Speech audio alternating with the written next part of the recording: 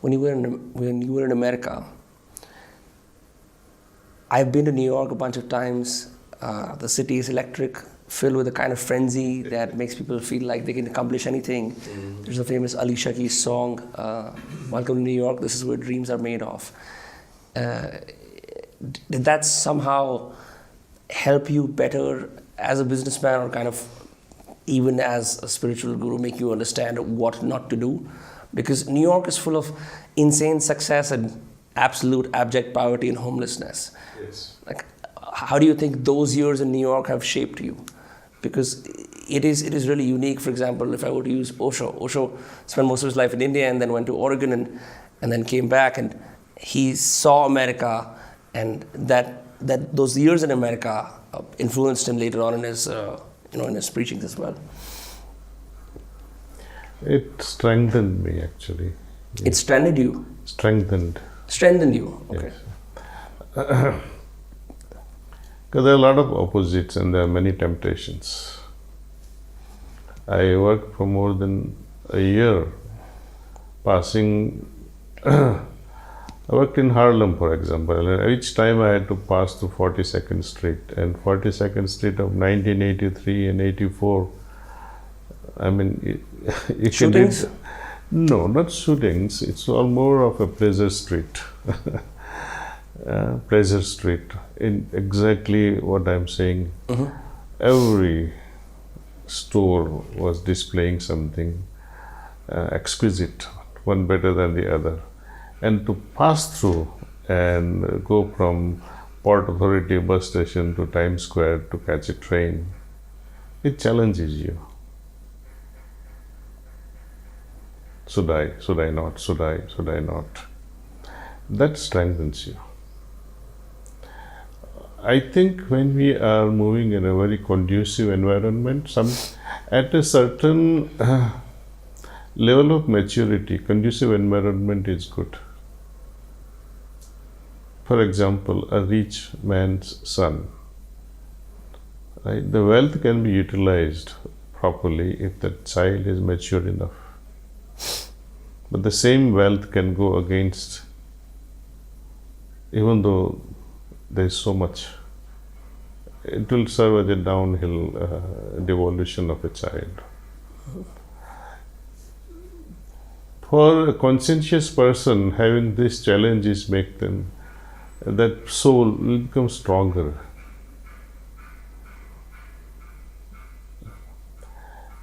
And when they enter into a very conducive environment, like this spiritual environment, they flourish.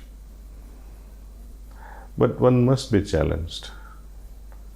Without challenge, you cannot have moral or mental or physical strength developed. So when you say challenge, what do you mean? For example, we love to go to the gym, right? Build muscles and six packs, and it's a nice thing to do. Because you are looking after your body, and when we are challenged at a mental level, we develop our mind, capacity of the mind. When we are challenged at emotional level, either you become great or you become a slave. Emotions are like that. Either you go into depression, or if you surpass it, you become stronger. Spirituality is also like that. Challenge is always necessary at a moral level, so that if you win, there's such a great pleasure. If you lose, you develop guilt. How can people incorporate this kind of challenge that you describe in their daily lives? Because when you were giving the discourse today, I had a hard time sitting still after the meditation. I was fidgeting all around, and I figured, if I go home, I'll do 5-10 minutes, no more, because I don't want to sit uncomfortably and meditate for so long. Then start with 5 minutes. Whatever you can, it's better than nothing. And in fact, it's quite an experience. Let us see, when you start all this recording, do this experiment. In future, whenever you begin this recording, all cameramen and the interview interviewer, that is yourself and the people you interview. Let them sit for with calm mind, calm heart, closed eyes for 2-3 minutes, and then take on the work and see what happens. Same thing can be done in corporate meetings. 12 o'clock the meeting is going to start. It's all right. Everybody is assembled. Close your eyes for 2-3 minutes and reflect at least on the agenda of the meetings. You know, in corporate world, many a times you are there, you don't know, you have forgotten why you are there. Yeah. Only when somebody starts speaking, then you can recollect, oh, this is why we are here. When you reflect on the topic of agenda, you are able to contribute with a good awareness of your mind. Otherwise, you're like shooting in the dark. You don't know whom you are shooting. That's actually the daily life of a lot of us in my generation, because say for some of the other recordings or any other meetings, I remember if the meeting is at 1 p.m. till 12:59, I'm going to be scrolling on my phone, and it's going to be the same for everyone else involved. And maybe it's different for you because you grew up at a time when I'm sure there were temptations of roughly the same magnitude, but in a different way. Now, more than ever, it's harder to focus. And for some of us who actively work in the media space, it almost makes sense to consume so much to understand what is going on so that we can leverage it to our advantage. But at the same time, I don't see that I feel better after doing that. But, you know, it's my job. I kind of have to do that. So how do we cultivate focus among all these temptations and desires, screens, phones, you know, entertainment, all of that? You heard the term hijacking of mind? I have heard of the term hijacking, yeah. Hijacking the heart, hijacking the feelings. That's what screen time does to us. Recently, I had problems. My grandchild is just completed 2 years in December, on 23rd December. Each time he came in my lap, Dada, I want to see cocomelon. So we were both hooked on cocomelons. And then we decided one day, no more cocomelon. Collectively? Was it you or was it him? What is that? Mother and myself, his mother, and especially more from her side.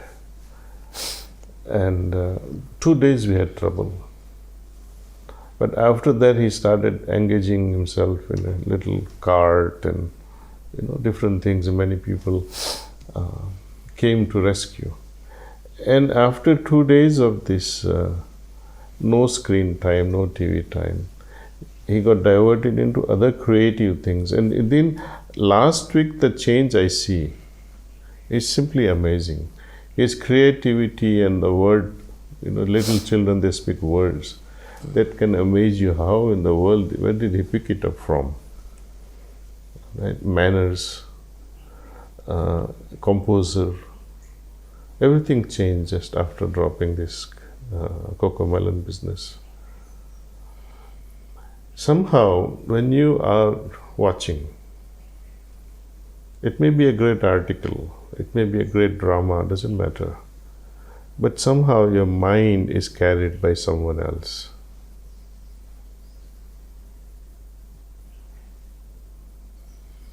And for that period, your creativity is lost.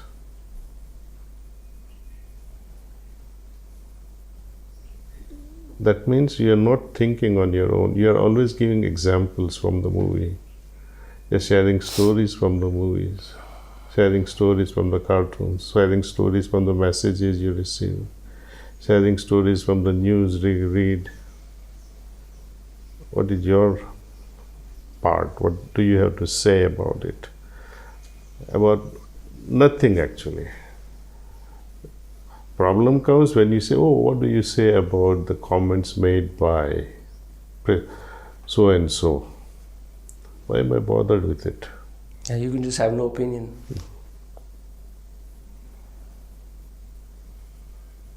How is it your business? Mind your business. When I'm practicing as a doctor, it's okay to gain so much of knowledge and information.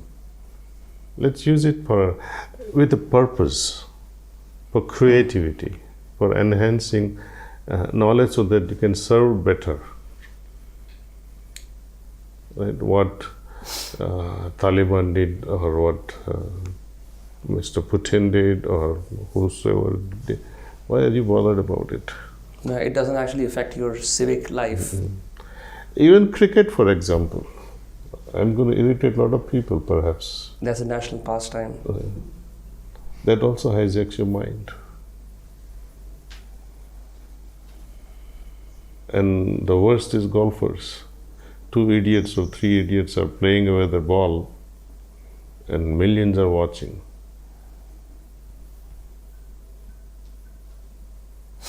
Yeah, but people would argue it's very difficult to just then sit still if you... Well, immerse yourself in something creative. Play yourself. Instead of seeing other golfer playing out, you play golf yourself. Play the cricket yourself and see how it rushes your blood, how it exercises your body. It doesn't matter. You may be able to hit 6 or not. You may not be able to spin a ball, but still play. I'm not against cricket, as long as you yourself are playing. Right. It's very different to immerse yourself in one activity than to passively consume someone else doing that. That's where we get hijacked and lose our abilities. I want to take a different tangent here. You are actively involved in your grandchildren's life, which is wonderful. And now in the book you mentioned that, in the earlier days there would be a generation gap, but generations generally had a few pastimes that they could do together and bond around. And then you said that now what you have is a generational chasm where it's so wide and the elders or the seniors feel like a lack of confidence to allow kids into their lives and vice versa. When I was reading that, I couldn't help but think I used to be a lot closer to my grandmother when I was a kid. And now I just don't know what to talk about. And I'm sure this is the case for many people. Like the idea of warm, doting grandparents, no matter how warm they are, is just going missing now. Because it seems like, they might just talk about their own fears. They might not understand where I'm coming from. And that chasm deepens.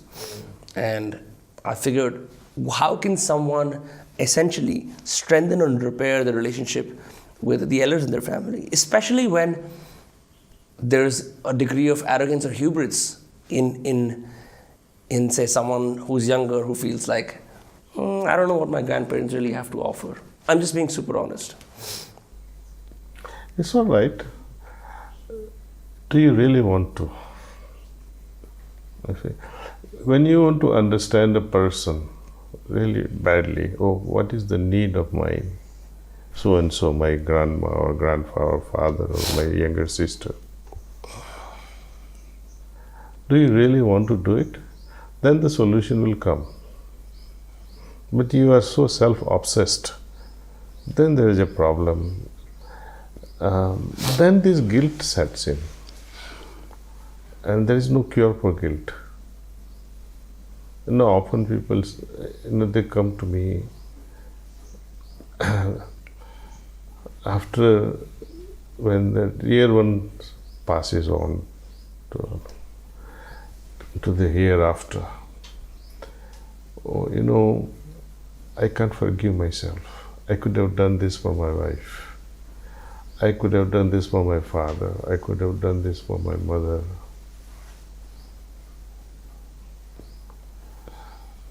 I could have said sorry when there was a time. Now I can't say sorry. Can I convey my sorry to my wife?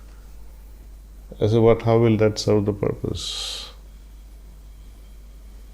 It's too late in the game. So whatsoever we have to do now, we have to realize, let's do it now. Whenever we get a chance to serve someone, do it with all your heart.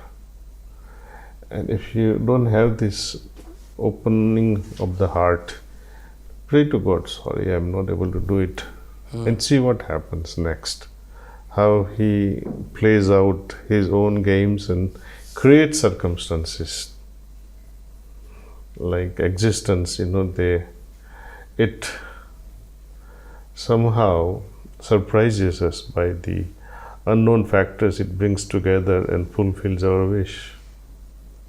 Right? We as youngsters may not realize the need, oh, what do I do with my grandfather, grandmother? I say, it's okay. But even when, by chance, if you get a feeling in your heart, even for a second, that let me do something, say hello to my grandmother, and see the smile, see the happiness, see showers all around. And we have to open them up.